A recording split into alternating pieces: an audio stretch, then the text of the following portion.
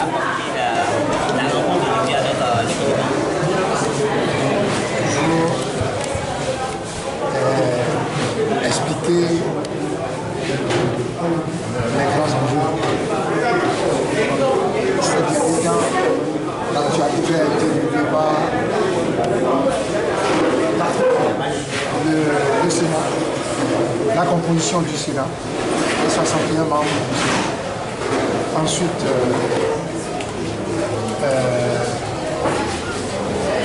le débat récurrent sur le titre de père de la nation. Et puis, la mise en place d'un groupe de travail entre l'opposition et la société civile pour sensibiliser, expliquer, mobiliser contre la 5e République, la fameuse 5e République. C'est ça que nous avons expliqué à nos militants. Alors, quel est l'essentiel de par rapport à tout ça? Parce que, quand on parle du père de la nation, Yacine Eyadema ne fait pas partie de la discussion. Et je veux que ça soit clair pour tous les Togolais. Dans le monde entier, pour être père de la nation, il faut d'abord avoir conduit le peuple dans sa lutte pour sa libération. Et Gnassingbé Eyadema, le nom de Gnassingbé Eyadema ne figure pas dans les annales de la lutte de libération du Togo. Mais il ne faut pas qu'on refasse les mêmes choses que la 5e République, la fameuse 5e République. On dit des choses, on dit qu'on a un régime parlementaire qui n'en est pas un, on dit beaucoup de choses. Non, c'est ça qu'il faut qu'on explique aux Togolais pour qu'ils connaissent la nature du régime qui les dirige. Oui, maintenant, Monsieur le Président, sur un second point, vous avez développé le Sénat. Il y a quel souci avec la fondation du Sénat, tout ça? Le Sénat, c'est très simple. D'abord, le Sénat est une institution qui n'est pas nécessaire. Tel qu'il va fonctionner au Togo, il n'est pas nécessaire. On n'arrive même pas à faire fonctionner l'Assemblée nationale correctement et on institue un Sénat qui va fonctionner de manière peut-être plus bancale que l'Assemblée nationale. Donc, 2, sa composition. On dit que dans la même institution républicaine ne peuvent cohabiter 2 catégories de membres, des nommés et des élus, avec les mêmes pouvoirs. Ça n'existe pas. Pour nous, il y a qu'au Togo qu'on voit ça.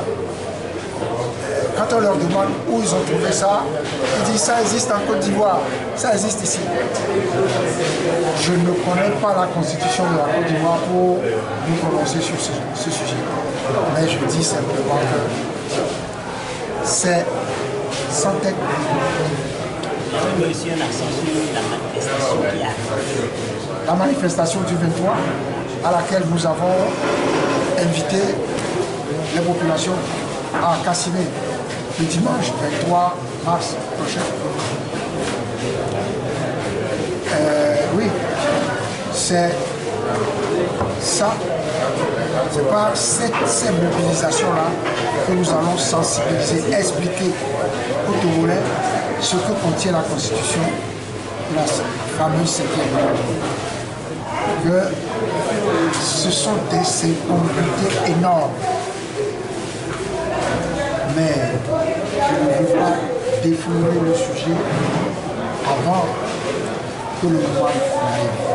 Donc, nous allons, en son temps, expliquer ce que c'est. Oui, donc, Monsieur le Président, est-ce qu'il y a un problème avec la charte que vous avez signée la dernière fois entre vous pour faire front à la 5e République? Pourquoi il y aurait un problème? On a expliqué simplement pourquoi nous avons signé une charte? C'est juste pour dire que avec la manière dont les regroupements de l'opposition ont fonctionné, il était nécessaire de munir le cadre de travail, de le munir d'une sorte de règlement intérieur, une sorte de statut. C'est ça que nous appelons la charte, pour permettre le fonctionnement serein du cadre de travail. Parce qu'en vérité, ce n'est qu'un cadre de travail. Ce n'est pas une coalition, c'est un cadre de travail. Monsieur le Président, la semaine passée, on a vu dans la presse la participation de l'ANC aux élections municipales.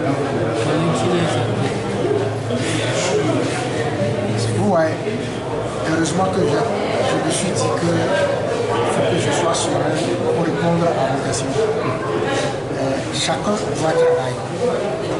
Et ce n'est pas les mêmes qui doivent toujours travailler. Il faut expliquer. Travailler, ça veut dire savoir connaître les tests. Ouais, je suis en train de vous parler de la constitution de la fameuse 5e République. Si je vous interroge là-dessus, je vous parle de l'article 50, de l'article 54 et tout ça. Qu'est-ce que vous pouvez m'en dire? Je ne sais pas. Il faut travailler. Et la participation, la non-participation, d'abord, on n'en est pas encore là. Ensuite, pour quelles raisons nous ne participons pas à l'Assemblée nationale? Nous disons que nous ne pouvons pas travailler dans une assemblée qui est régie par la Constitution de la 5e République. Est-ce que les élections municipales sont régies par la Constitution? Non. Non. Les élections municipales sont régies par la loi sur la décentralisation. Alors, quelle est l'incohérence? Quel est le problème? Est-ce qu'il y a une incohérence? Est-ce qu'il y a un problème? Non.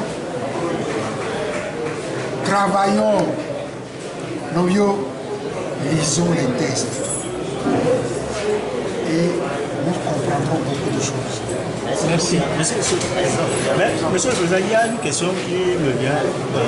C'est par rapport aux soucis des femmes de Alcopé. Ils nous ont posé une doléance.